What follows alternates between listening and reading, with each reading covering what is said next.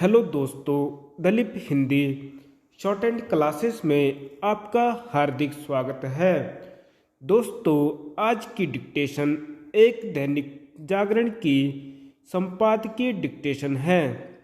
इस डिक्टेशन की गति 80 शब्द प्रति मिनट होगी। डिक्टेशन स्टार्ट करते हैं 5 सेकंड बाद।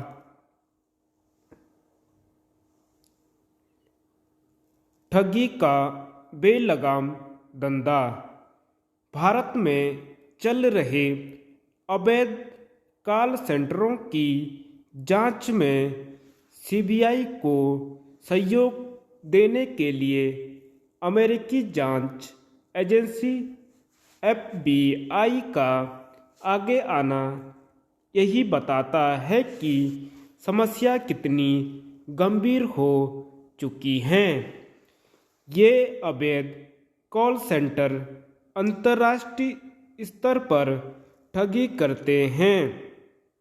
चूंकि एक बड़ी संख्या में उनका शिकार अमेरिकी नागरिक होते हैं, इसलिए सीबीआई एफबीआई का सहयोग लेने जा रही है। इसके लिए एफबीआई अधिकारी दिल्ली स्थित अमेरिकी दूतावास में नियुक्त किए गए हैं। आशा की जाती है कि सीबीआई और एफबीआई अवैध कॉल सेंटर चलाने वालों पर लगाम कसने में सक्षम होंगी, लेकिन केवल इतना ही पर्याप्त नहीं होगा। इसके साथ ही ऐसा कोई तंत्र भी बनाना होगा जिससे अवैध तरीके से कॉल सेंटर बनाकर विदेशियों को ठगने के धंधे पर विराम लगे। यह इसलिए आवश्यक है क्योंकि यह धंधा बेलगाम होता जा रहा है। अब तो छोटे छोटे शहरों में भी अवैध कॉल सेंटर बनाकर ठगी की जाने लगी है। अपने देश में जिस तरह रह रहकर अवैध तरीके से चलने वाले कॉल सेंटरों का भंडाफोड़ होता रहता है, उससे साइबर अपराध पर लगाम लगाने वाली एजेंसियों की कार्य क्षमता पर तो सवाल उठते ही हैं। देश की छवि भी खराब होती है, क्योंकि इन कॉल सेंटरों का शिकार बनने वाली विदेशी नागरिक होते हैं। इससे संतुष्ट नहीं हुआ जा सकता कि कॉल सेंटरों का भंडाफोड़ होता रहता है, क्योंकि यह प्रश्न अनुत्तरित है कि उनके जरिए ठगी करने वाले हतोत्साहित क्यों नहीं हो रहे हैं।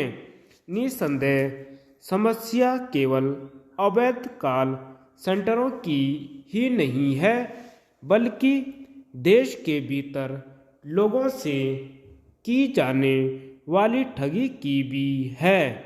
साइबर ठगी का बेरोक टोक सिलसिला यही बताता है कि ऑनलाइन धोखाधड़ी करने वाले साइबर पुलिस से आगे हैं।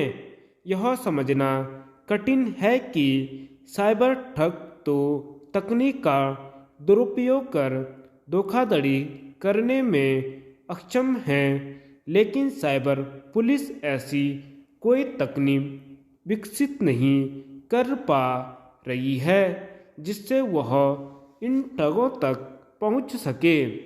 साइबर ठगी के अधिकतर मामलों में यही देखने में आता है कि पुलिस या तो हाथ खड़े कर देती है या फिर ठगी करने वालों तक पहुंचने में नाकाम रहती है। शायद यही कारण है कि अब संगठित तरीके से साइबर ठगी होने वाली है। अभी तक ऑनलाइन ठगी करने वाले गिरोहों के लिए झारखंड का जामताड़ा ही कुख्यात था, लेकिन पिछले कुछ समय में देश में न जाने कितने इलाके जामताड़ा के रूप में उभरते दिख रहे हैं। पुलिस अथवा साइबर धोखाधड़ी के खिलाफ कार्रवाई करने वाली अन्य एजेंसियां ऑनलाइन ठगी में लिप्त तत्वों के खिलाफ समय रहते ठोस कार्रवाई करने में जिस तरह विफल रहती हैं, वह अच्छी बात नहीं।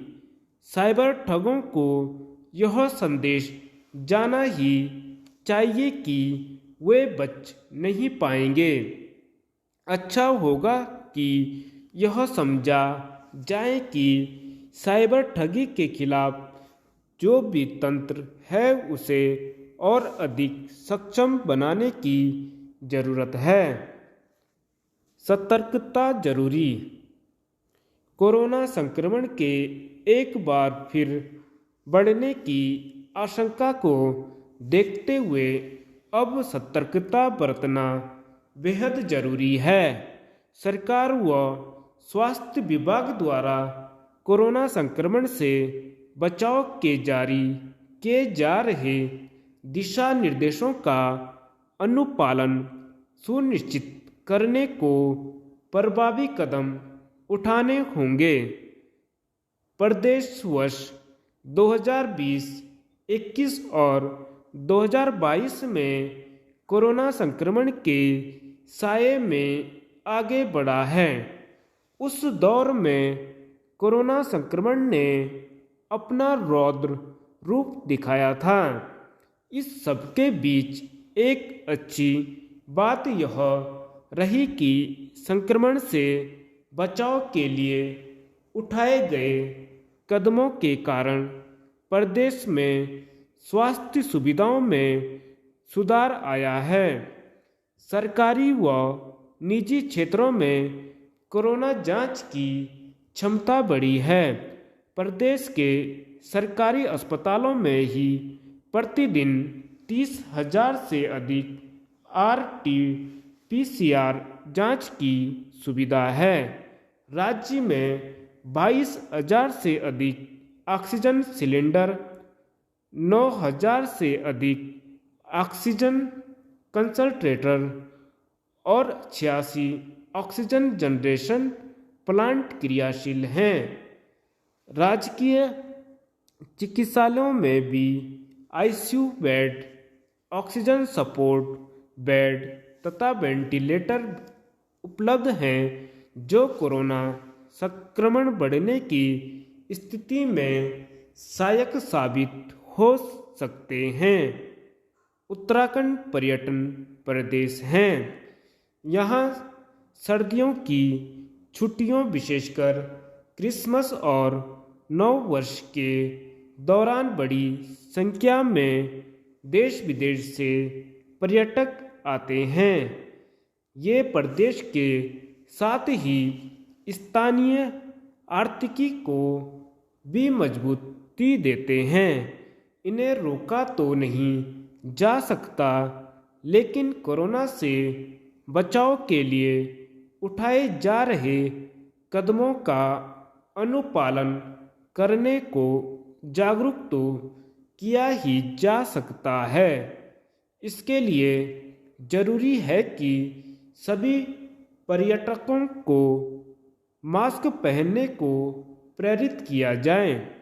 इस बात पर विशेष ध्यान देना होगा कि जिन स्थानों पर पर्यटक अधिक पहुंचते हैं, वहां कोरोना जांच केंद्रों की संख्या बढ़ाई जाए।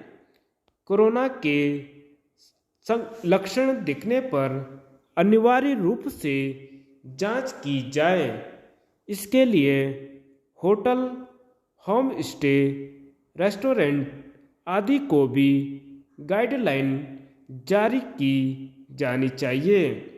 यह समझना होगा कि सतर्कता ही कोरोना से बचाव का सबसे अच्छा तरीका है। धन्यवाद।